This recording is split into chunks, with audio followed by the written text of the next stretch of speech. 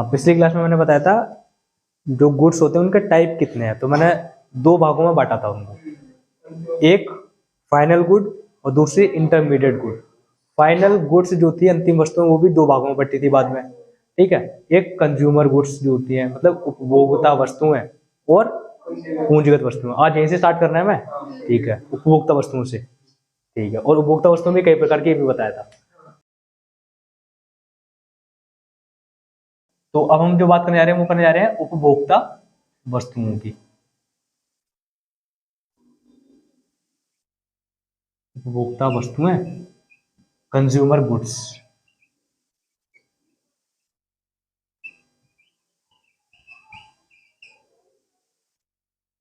देखो, consumer goods या उपभोक्ता वस्तुएं कौन सी होती हैं? ऐसी कोई भी वस्तु जो डायरेक्टली ह्यूमन नीड को सेटिस्फाई करे। वो कोई भी गुड, कोई भी वस्तु जो डायरेक्टली ह्यूमन नीड को, मतलब जो एक मानव की जो आवश्यकताएं हैं उसको संतुष्ट करे, वो तो वो क्या है, क्या कहलाएगी? वो उपभोग वस्तुएं, उपभोक्ता वस्तुएं या कंज्यूमर गुड्स कह सकते हैं। ये बात क्लियर है? जैसे कि दूध, भोजन, ठीक है, मोबाइल फोन। कुल मिलाकर ये कि उपभोक्ता वस्तुएं, कंज्यूमर गुड्स, वो सभी गुड्स, वो सभी वस्तुएं जिनका यूज किस लिए हम करते हैं, जिनको खरीदते किस लिए, ताकि डायरेक्ट हमारी जो यानी ह्यूमन नीड है वो डायरेक्टली सेटिस्फाइड हो जाए। मानवीय आवश्यकताएं प्रत्यक्ष रूप से संतुष्ट होनी चाहिए। उन सभी वस्तुओं को क्या कहा जाता है? उपभोक्ता वस्तु, जैसे मैंने बता दिया। अब आगे क्या है कि इसको भी मैंने बताया था कि इसको चार भागों में बांटा था। एक मैंने इसमें बताया था ड्यूरेबल, टिकाऊ वस्तु है, ड्यूरेबल गुड्स। ऐसी वस्तु जो काफी लंबे समय तक चले। लंबे समय का मतलब है 3-4 साल के बाद। अगर वो खराब होगी तो कम से कम 3-4 साल के बाद खराब होगी, बहुत लंबे समय तक चले। टिकाऊ कहते हैं हम यार, कोई भी चीज खरीदने जाते हैं तो हम कहते हैं कि यार ये चीज टिकाऊ है, ठीक है। टिकाऊ मतलब मजबूत है, यानी चलेगी, सालों साल चलेगी। इस तरह की, जैसे अंबुजा सीमेंट, इस तरह की जो बातें करते हैं, वो जो बात करते हैं वो हकीकत में बताते हैं कि ये हमारी क्या है? ड्यूरेबल गुड्स है, टिकाऊ वस्तु है। तो इसमें हम किस किस को रख सकते हैं?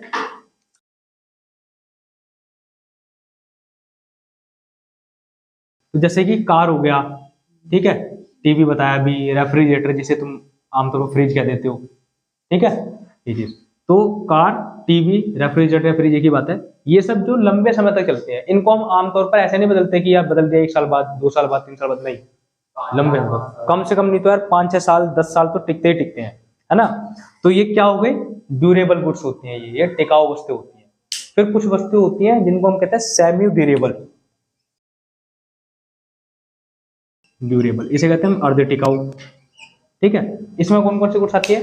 जो लगभग सिर्फ एक समय तक चले। कब तक चले? सिर्फ एक समय तक। जैसे हमारे कपड़े, तुम एक शर्ट खरीदो, जैसे आता है 1 साल ही चलाते हो तुम, तो क्लॉथ। इसी का एक पार्ट और होता है, इसे हम कहते हैं single use. Single use goods या सिंगल यूजेस करने वाली। सिंगल यूज गुड्स कौन कौन सी होंगी? एकल उपभोग की वस्तुएं, जिसका यूज केवल एक ही बार किया जा सकता है, उसके बाद वो खत्म हो जाएगी। जैसे लस्सी का गिलास था, मैंने पी लिया, खत्म। दूध था, मैंने पी लिया, तो वो खत्म। अब ऐसा नहीं कि वो वापस आ सकता है, क्योंकि उसका यूज एक ही बार होगा, ठीक है। तो जैसे कि मैं लिख दिया हूं इसमें मिल्क, एक एग्जांपल लिख रहा हूं ताकि तुम समझ जाओ। एक ही बार यूज कर सकता हूं मैं इनका, और कुछ नहीं, ठीक है। फिर एक चीज होती है इसी में, और वो होती है सर्विसेज, हिंदी में कहते हैं सेवाएं। ये ऐसी चीजें होती हैं जिनको हम देख नहीं सकते कभी भी, केवल और केवल फील कर सकते हैं, जिनको केवल महसूस किया जा सके, ठीक है, जिनकी भौतिकता ना हो, जिनको हम टच ना कर सकें, जो फिजिकली होती ही नहीं है। फीलिंग्स फिजिकली नहीं होती। जैसे मैं जो तुम्हें सर्विस दे रहा हूँ पढ़ाने की, तो तुम मुझे तो देख सकते हो, लेकिन तुम मेरी सर्विस को नहीं देख सकते ना, उसे तुम फील ही कर सकते हो बस, ठीक है। बैंकिंग, जब तुम बैंक में जाते हो तो तुम सारे मैनेजर्स, जो जितना भी स्टाफ है उसको देख रहे हो, उसकी सर्विस को देख नहीं पा रहे हो, उसको तुम बस फील कर रहे हो कि स्टाफ कैसा है, कैसा बिहेव कर रहा है, कैसी बातें करता है, यानी सर्विसेज का तुम पता लगा रहे हो। रेस्टोरेंट में तुम गए, वेटर आया, तुमने वेटर को देखा, उसने किस तरीके से सर्व किया, उसकी सर्विस तुम महसूस कर पाओगे, केवल सर्विस को देख नहीं पाओगे, ठीक है। तो क्या है कि जिसको केवल और केवल महसूस किया जा सके, फील किया जा सके, वो क्या चीज होती है? वो सर्विसेज होती हैं, ठीक है। और ये सभी पार्ट कैसे होते हैं? कंज्यूमर गुड्स से होते हैं। तुम ध्यान से देखो तो मैंने बताया था कंज्यूमर गुड्स, ऐसी गुड्स जो डायरेक्टली ह्यूमन नीड को सेटिस्फाइड करे, जो प्रत्यक्ष रूप से मानवीय आवश्यकताओं को संतुष्ट करे। तो तुम देखोगे कार मानवीय आवश्यकताओं को संतुष्ट करती है प्रत्यक्ष, टीवी भी करती है, फ्रिज भी करता है, ठीक है, कपड़े भी करते हैं हमारे, ठीक है, दूध भी करता है, या कोई भी खाने की चीज है ब्रेड वगैरह वो भी करता है, और सर्विसेज जो है वो भी करती है डायरेक्टली सेटिस्फाइड। तो ये इसी का पार्ट है। सर्विसेज में बिल्कुल मैं लिख देता हूं, टीचिंग सर्विसेज, ठीक है, बैंकिंग, ठीक है, डॉक्टर की सर्विसेज, ठीक है। अब हम जो बात करने जा रहे हैं इसके बाद वो बात करेंगे पूंजीगत वस्तुओं की।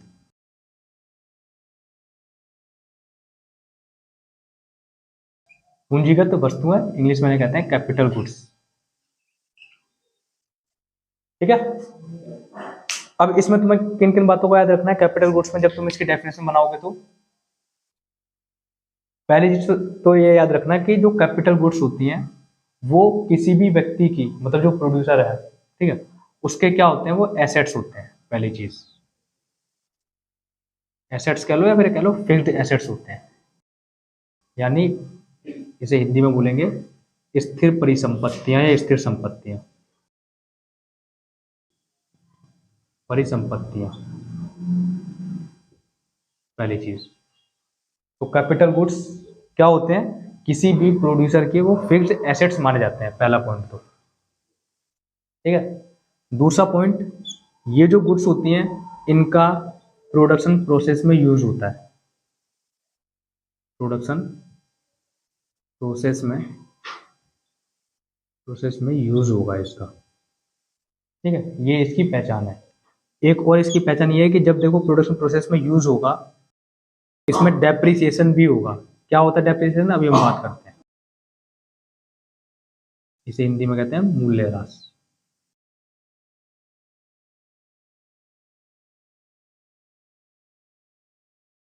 तो देखो एक एक करके समझते हैं। सबसे पहले मैंने बताया कि ये जो गुड्स होती है फिक्स्ड एसेट्स होते हैं, यानी स्थिर परिसंपत्तियां। इसका मतलब ये हुआ कि मेरे पास जो धन दौलत है, ठीक है, जो मेरी परिसंपत्ति है वो एक तरह की मेरी क्या है, कैपिटल गुड्स है। अगर मैंने कहीं फैक्ट्री खोल रखी है तो वो मेरी क्या हो गई, वो मेरी कैपिटल गुड्स हो गई, वो मेरी पूंजीगत वस्तु हो गई। क्यों? क्योंकि वो मेरी क्या है, परिसंपत्ति भी तो है ना, मेरा एसेट भी तो है, वो जो फैक्ट्री है एसेट है, तो बिल्कुल उसे बोलोगे तुम कैपिटल गुड्स है। ऊपर से इसमें लिखा है स्थिर परिसंपत्तियां, तो बिल्कुल फैक्ट्री एक जगह खड़ी रहती है, वो मेरे फिक्स्ड एसेट्स हैं, सच बात है ये, ठीक है, तो वो कैपिटल गुड्स हो गई। इसके अलावा मैंने बताया प्रोडक्शन प्रोसेस में यूज होता है, तो बिल्कुल अब जो फैक्ट्री बनाई है उसमें मैं किस चीज का उत्पादन करता हूँ, जूते बना रहा हूँ, ठीक है, या क्या कहते हो सकता है मैं बहुत बड़ी कंपनी है मेरी या फैक्ट्री, तो मैं कार बना रहा हूँ, बाइक बना रहा हूँ, कुछ तो बना रहा हूँ, यानी कि प्रोडक्शन प्रोसेस में यूज होता होगा, ठीक है। एक तो ये चीज हो गई। फिर इसमें ये है एक चीज डेप्रिसिएशन। ये वर्ड क्या होता है, देखो हम जब किसी चीज का प्रोडक्शन करते हैं, किसी भी चीज का, तो जिन चीजों से प्रोडक्शन होता है, जैसे मशीनें हो गई, तो क्या होता है उसमें साल में 6 महीने में, 1 महीने में, 2 महीने में उसमें कुछ खराबी जरूर आएगी। तो उस खराबी जो खराब आएगी उसको मुझे सही भी करवाना पड़ेगा। तो जब मैं उसको सही करवाऊंगा तो उस पर जो मेरा खर्चा लगेगा उसको हम कहते हैं ये डेप्रिसिएशन हुआ, ये मूल्यह्रास हुआ, ठीक है। जैसे हम इस कोचिंग में हैं, अब इस कोचिंग में 1 साल बाद ये जो पेंट किया ये झड़ जाएगा, ठीक है, हो सकता है बेंच जो है वो भी खराब हो जाए, तो मुझे 1 साल बाद क्या करना पड़ेगा, ये हो सकता है 6 महीने बाद हो जाए, तो जब भी ये खराब होंगे मुझे क्या करना पड़ेगा, इस पर पहले पेंट कराना पड़ेगा, बेंच दोबारा लाने पड़ेंगे, ठीक है, हो सकता है ये कैमरा स्टैंड है ये खराब हो जाए, टूट जाए कहीं से, तो मुझे ये करना पड़ेगा।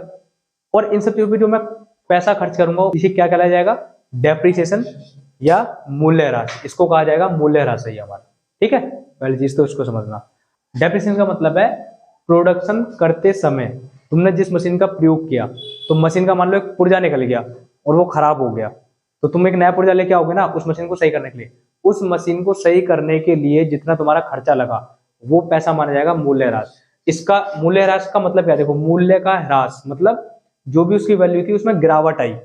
हिंदी अगर तुम देखोगे तो मूल्य और ह्रास मतलब होता है गिरावट होना, तो उसकी वैल्यू में गिरावट आई। ये 25 रुपए का था, मान लो इसका ढक्कन खो जाए तो इसकी उतनी वैल्यू नहीं रही ना अब, है ना। अब मैं इसका ढक्कन वहां से खरीद के लेके आऊं बाहर से, तो 5 रुपए का ढक्कन लेके आया मान लो मैं, तो मेरा क्या हो गया, ये डेप्रिसिएशन हो गया, मेरा 5 रुपए और खर्च हो गए।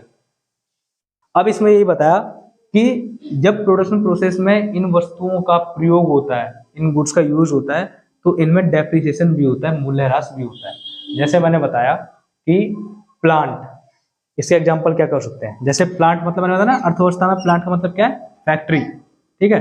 तो कोई प्लांट मान लो, यानी कि फैक्ट्री, प्लांट मतलब फैक्ट्री, ठीक है। या मशीन सबसे अच्छे एग्जांपल है इसके। अब तुम मशीन को उठा लो, अब तुम मशीन को देखो, मशीन मेरी एक तरह की फिक्स्ड एसेट्स है, स्थिर परिसंपत्ति मानी जाएगी, एक जगह रहती है और मेरी संपत्ति तो है ही वो। फिर उस मशीन से मैं बहुत सारी चीजें बनाता हूँ, यानी कि प्रोडक्शन प्रोसेस, उत्पादन प्रक्रिया में उसका प्रयोग भी होता है। और फिर जब मशीन चलती है तो साल में 6 महीने में 1 महीने में उसमें खराबी भी आती है, यानी कि इसमें डेप्रिसिएशन भी होता है, ठीक है। तो इन गुड्स को क्या कहा जाता है, कैपिटल गुड्स।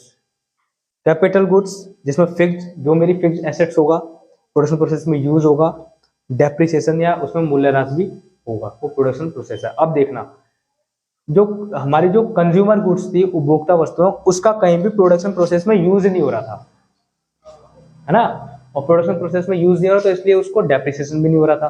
भाई ये ऑल पॉइंट्स आर कंपल्सरी, ठीक है, you have to write in your answer sheet.